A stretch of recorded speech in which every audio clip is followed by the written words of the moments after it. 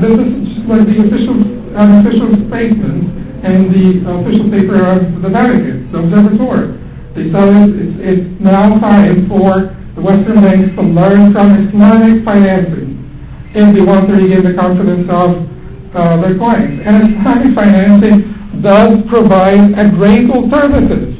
You know, people usually in capitalist society are so afraid of socialism because of the various failures of socialism in other countries and in other societies.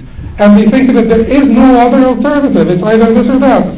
It's either the capitalism that does not factor in the human, or does not consider the human factor in its calculations, or socialism. But there is another alternative, and people are recognizing it before we, recognize them as Muslims. In fact, we as Muslims, before this crisis happened, you'd hear people say, but this is a little too hard, this is a little too this, too that. Because as a human being, certainly man-made laws may appeal to you. Because it would appeal to you that you start work today, and then you buy a $300,000 house tomorrow. Yes, it appeals to us. Everybody wants to have this. Everybody wants to do this. But that's not right. It doesn't work this way. And it results in the trouble. And it results in those banks wanting to earn more and to gain more and to make greater profit. So they would give you $300,000 even if you can't afford it. They'll give you $300,000 for a house that's worth $200,000 because they don't care about the price of the house. They're not partners.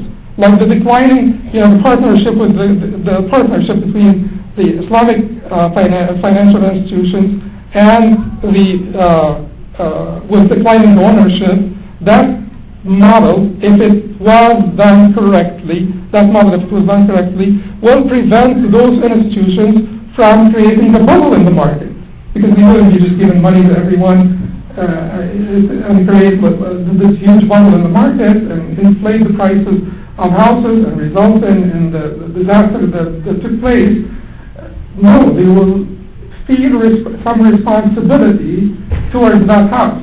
Therefore, they will make sure that they're paying the right price for the right house, and so on and so forth. And they would not be sitting the debt over and over and over like it was done to pretty much bring all of the banking system in the world in trouble at the same time.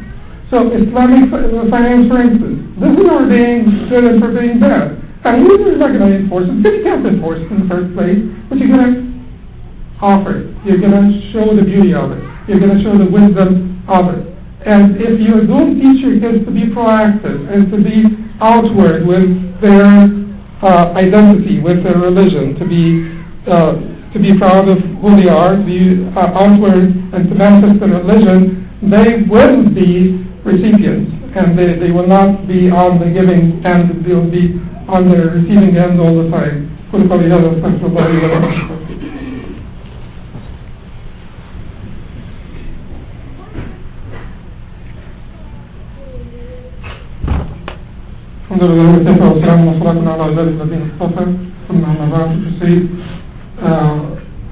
Finally, Luqman goes over the etiquette and manners. The Prophet ﷺ said, I was commissioned, I was sent to fulfill or to perfect the manners or the great manners and establish them in life.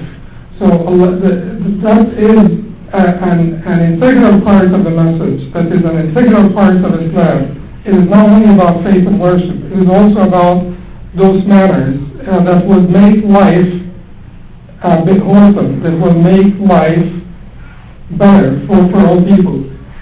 وَلَا تُطَعْ خَدَّكَ لِلنَّاسِ and do not turn your face away from people in pride.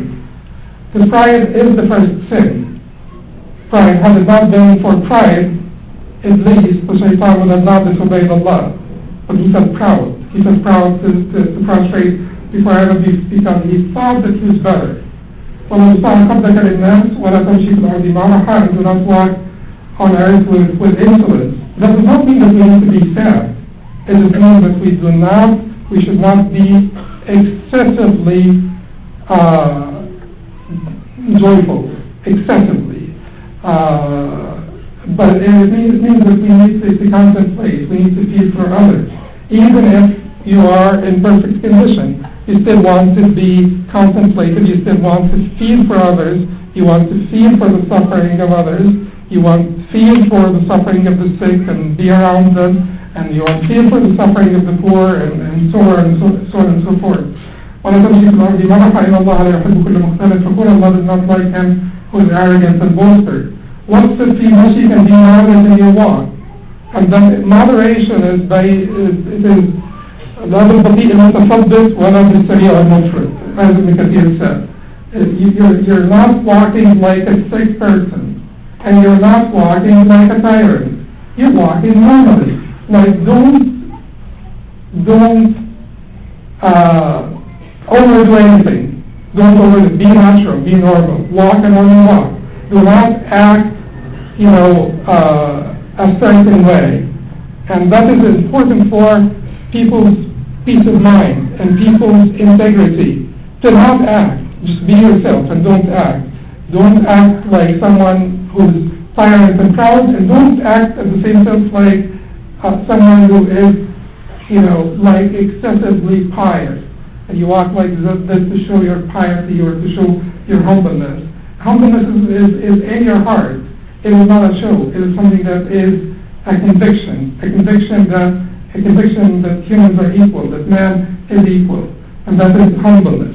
What's the much you can lower your voice is certainly one of the greatest manners, which is to lower your voice, because higher in your voice is only an indication that your argument is weak.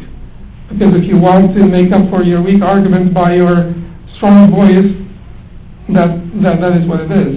You are making up for your weak argument. And if your argument is strong, your weak voice will be still capable of delivering your strong argument. اللهم لا يحق حقا وارزقنا اتباعه وأرنا الباطل باطلا وارزقنا اجتنابه. اللهم لا تسلط علينا بذنوبنا من لا يخافك ولا يرحمنا. اللهم إنك عفو تحب العفو فاعف عنا. ربنا آت نفوسنا تقواها وزكها أنت خير من زكاها أنت وليها ومولاها. وأقم الصلاة إن الصلاة تنهى عن الفحشاء والمنكر ولذكر الله أكبر والله يعلم ما تصنعون.